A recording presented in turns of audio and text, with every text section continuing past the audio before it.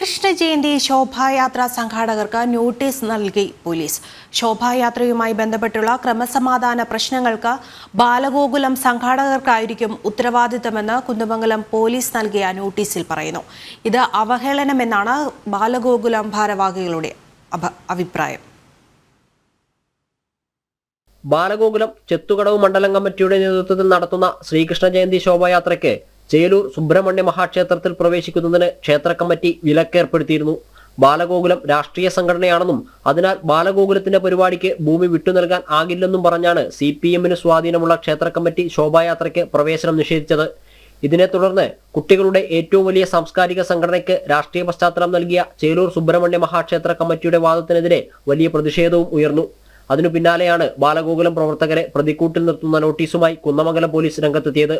ശോഭായാത്രയ്ക്ക് ക്ഷേത്രഭൂമി വിട്ടു നൽകാത്തതിനാൽ തർക്കങ്ങൾ നിലനിൽക്കുന്നതായും സംഘർഷ സാധ്യത ഉണ്ടെന്നും നോട്ടീസിൽ പറയുന്നു.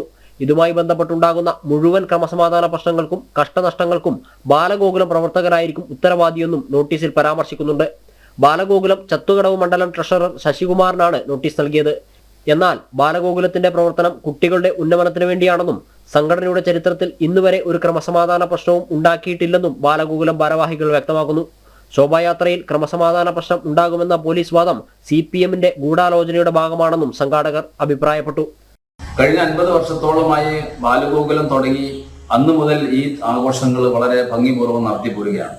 ഇതിന്റെ പേരിൽ ഒരു കുട്ടിക്കോ അല്ലെങ്കിൽ ഒരു സമാജത്തിനോ ഒരു സംഘടനയ്ക്കോ അല്ലെങ്കിൽ ഏതെങ്കിലും രാഷ്ട്രീയ പാർട്ടികൾക്കോ ഒന്നും തന്നെ അല്ലെങ്കിൽ ഏതെങ്കിലും മതസംഘടനകൾക്കോ ഒന്നും തന്നെ ഇതിന്റെ പേരിൽ ഒരു ഭാഗവും ഒരു വിഷമവും ഇതുവരെ ഉണ്ടായിട്ടില്ല.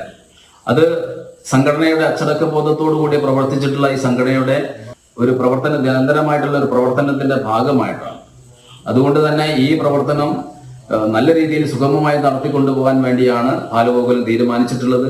അത് ഈ വർഷവും വളരെ ഭംഗിപൂർവ്വം അച്ചടക്കത്തോടുകൂടെ ഈ പരിപാടി നടത്താൻ വേണ്ടി തീരുമാനിച്ചിട്ടുണ്ട്.